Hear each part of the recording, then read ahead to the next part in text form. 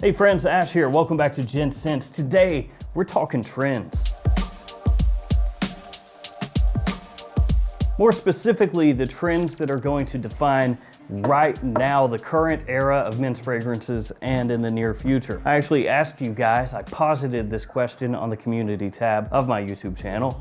What do you think the big trend is going to be in men's fragrances here in the near future? And I got 10 of your answers right here. Now, if you've been around fragrances for a while, you know about some of the trends that have happened, things that have come and gone, and some things that still linger today. Some of the more recent trends that were big in a big way are iris fragrances. So men's fragrances having iris chucked into them basically all over the place, whether as the main note, the focal point of the fragrance, or just as a supporting note. So lots of iris fragrances here over the last few years. Other trends, blue fragrances, of course, blue fragrances being everywhere, every brand having to have one. Oud fragrances, designer brands specifically having to make sure that they had at least one oud fragrance in their lineup. And here recently, one that's been cropping up for the past few years, fragrances with that gourmand sweet edge, things like Stronger With You or The Most Wanted, fragrances in that style. Now, before we jump into these trends that you guys have submitted, things that you've seen happening and things that you think are going to happen or hope will happen, pause the video if you'd like some codes to some websites to save yourself some money when you're buying fragrances online. Got codes for Lucky Scent, Twisted Lily, Max Aroma, So Avant-Garde, and Triple Traders. So across those websites, you've got clone fragrances at Triple Traders, niche fragrances and indie fragrances at Twisted Lily and Lucky Scent and Max Aroma and So Avant-Garde, and then designers at So Avant-Garde and Max Aroma.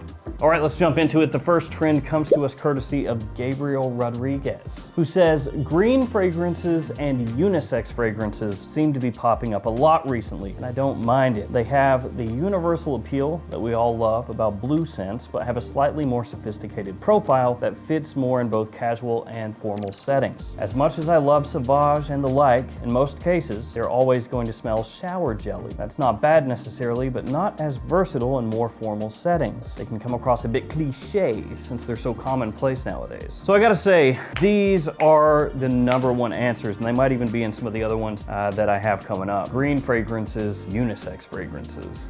That was pretty much the two that got the most votes, just all the way across the board. I saw it over and over and over and over. Green fragrances, green fragrances, green fragrances. And truth be told, one of the fragrances that I just completed. I didn't complete it. The perfumer working on it did, but one of the fragrances that I was creatively directing that's coming out later this year, pretty much a green fragrance. So I got 2 coming out.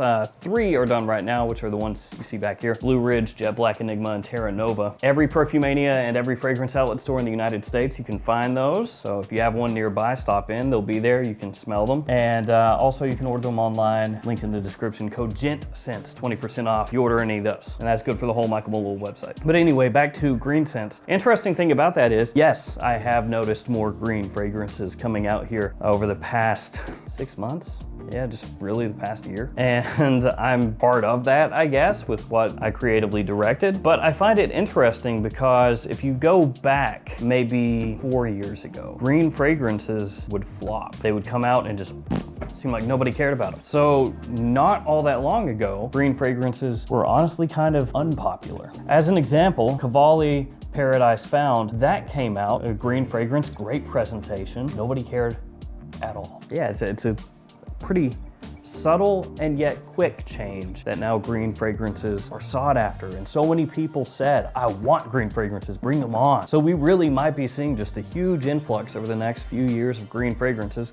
We'll have to wait and see. But if you're looking for the #1 answer, Family Feud style, that's it. And then unisex fragrances, as I said, also that popped up a lot as well. And it makes sense. A lot of fragrances that are masculine are sweeter nowadays than maybe they were in the past. So ladies are crossing over to wearing men's fragrances a bit more. A lot of women's fragrances, while still being based on florals, a lot of them are not as indolic or old school smelling as they used to be. And so they have crossover appeal there as well. Up next is one from Spinning Serenity, who says, the era of the clones. Clone Wars. With the cost of living only going up, it's not surprising. Hopefully it'll be a short-lived era, not because I don't like clones, the quality is amazing these days and it's helping people smell great on a budget, but because I'd just like everyone to have a better standard of living again.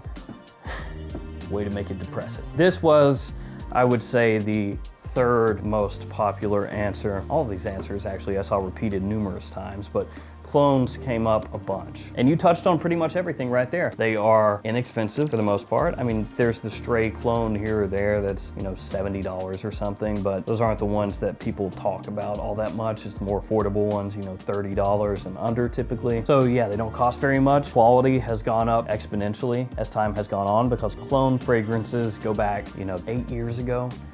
Most of them are garbage. Most of them are really bad. And as time has gone, they've gotten better and better and better and better and better and better to the point that a lot of people, for better or worse, just wait for a clone and just get that because it's gonna be close enough to the fragrance that it's emulating at a much cheaper price that they don't see the point in ponying up the full amount. So clones, yes, we're definitely in an era of clones at the moment, I would say. A lot of them getting tons of hype, people really clamoring after them to the point that I'll have people email me much more often about, hey, check this clone out, check that clone out, check this clone out, as opposed to, hey, check out this fragrance released by this niche brand or this designer brand. That doesn't really happen anywhere near as much as the clone stuff. Then we've got Kevin 073 who says, I think it's safe to say that we are now in the Elixir era. Dior started it and Paco Rabanne and Jean-Paul Gaultier confirmed it this year.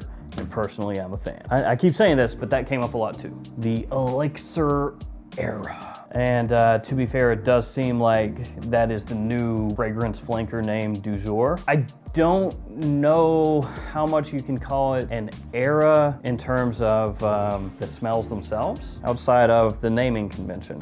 When I do hear Elixir though, to be fair, I do think of a fragrance that's going to be potent, probably going to be a fall and winter time fragrance. So I guess in that aspect, you could say Elixir fragrances are a type of scent, kind of, but there's not like an Elixir scent profile, right? Like if you say blue fragrance, people understand roundabout how that's gonna smell most likely. When you say Elixir fragrance, don't know how it's gonna smell, just know it's probably gonna pack a punch and, like I said, be for cool weather. But yes, absolutely, I do think Elixir is the new fragrance flanker name that all the brands think is cool and they want to get their Elixir out there. So in the past, maybe it was cooler to be Absolute or Perfumo or something like that. Now it's cool to be Elixir. J Gonzo 123 ABC says, making a different concentration flanker for every somewhat successful fragrance, i.e. Aqua de Jo was an EDT for 20 years. They've just made an EDP and Parfum version back to back in just 2 years. I get what you're saying, but I don't know. Aqua de Jo is the fragrance that I would use as an example for a somewhat successful fragrance. If I released a fragrance that was somewhat as successful as Aqua de Jo, I would probably be buying an island in the Caribbean because I would have just a stupid, absurd amount of money. But yeah, somewhat successful, you know, the greatest selling men's fragrance of literally all time. It is somewhat. It's a little successful, it's okay. Somewhat successful quarterbacks, like Tom Brady. He's like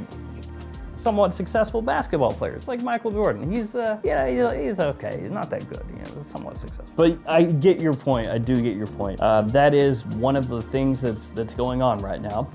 As I've talked about on the channel, the flanker naming conventions are getting cleaned up. I was gonna say dumbed down, simplified. I don't know. They're trying to keep, at least the way it looks like to me, the fragrances kind of more similar now. So you have the eau de toilette and then the eau de parfum and the parfum of a fragrance line, and you kind of know what to expect. You understand that the way that they're doing this is that as the concentration increases, typically the fragrance gets a little bit richer, a little smoother, maybe a little bit deeper. And then the further you go down to like eau de toilette, those are gonna be the ones that are a little bit fresher, at least in comparison to the ones that move on down the line in concentration. And then they keep the flankers typically in this convention a little bit more similar. What I mean by that is, in the past, maybe you had a fragrance and then they came out with a flanker that was like Absolute or whatever, Noir, some different kind of naming convention. And then that flanker didn't actually smell all that much like the original. And then you would have flankers of those flankers and other flankers coming out, and they all had different names. And then it would get confusing. And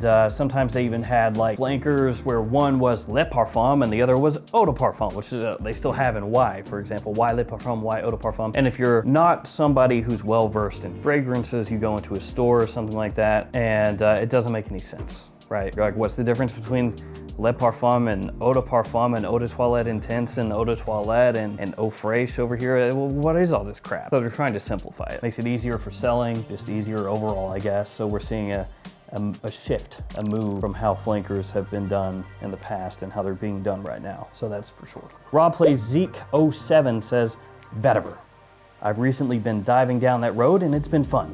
A bit challenging at first. So, Vetiver. This one, I guess you could tie in with green fragrances, green notes in fragrances, because vetiver is used often in green fragrances because it can have green aspects along with woody aspects, smoky aspects, earthy aspects, clean aspects. Actually, a bunch of ways you can use vetiver. I have heard from people over the years that vetiver fragrances, vetiver notes can be challenging. I've always loved it, but I've heard it enough times that I know it to be true, that some people just can't rock with vetiver. Will vetiver be a big trend? I don't know about that myself, outside of it being used in a number of fragrances going forward, but to be fair, vetiver's used a lot in fragrances now. Not always as the star of the show, but it's there. G Deezy says, let's try the better quality, better performance for your dollar phase. This one's kind of funny. Yeah, I mean, that sounds good, right? Better quality, better performance, better pizza, Papa John. But I don't know in practice how that would work. Better quality, better performance, less cost. That would be like me hitting up Porsche and saying, hey Porsche, so these 911s, pretty nice. I need you to go ahead and bump up that performance a little bit more, even though it's already a supercar, if you could just make it a hypercar. But then I also want you to sell that to me at Camaro money. So if we could do that, I'm a buyer. What do you mean you won't do it? You lost the sale, idiot. It's one of those deals where there are fragrances out there that do have higher performance than others, that do have higher quality than others, but then you also have to pay for the higher quality. That sucks. But that's just how it's with literally everything on earth, not fragrances. So unfortunately, I don't know that you're gonna get higher performance, higher quality at a lower price point. And that did come up a number of times, actually, people saying, hey, can I get bigger performing fragrances, higher performance? I think sometimes people cling onto that a bit too much. There's nothing wrong with wanting some fragrances that perform very well, but every fragrance doesn't need to perform extremely well in terms of projection, in terms of longevity. Sometimes it actually makes more sense, it's more beneficial to have a fragrance that's more moderate, sometimes even more subtle. I know, it's crazy. Performance is not always everything. This is not a great analogy, but we're gonna roll with it. Pitchers in baseball, Major League Baseball. Let's say you can throw gas. You can throw 105 miles an hour, but you only have one pitch. Forcing fastball, 105 miles an hour. You got no control.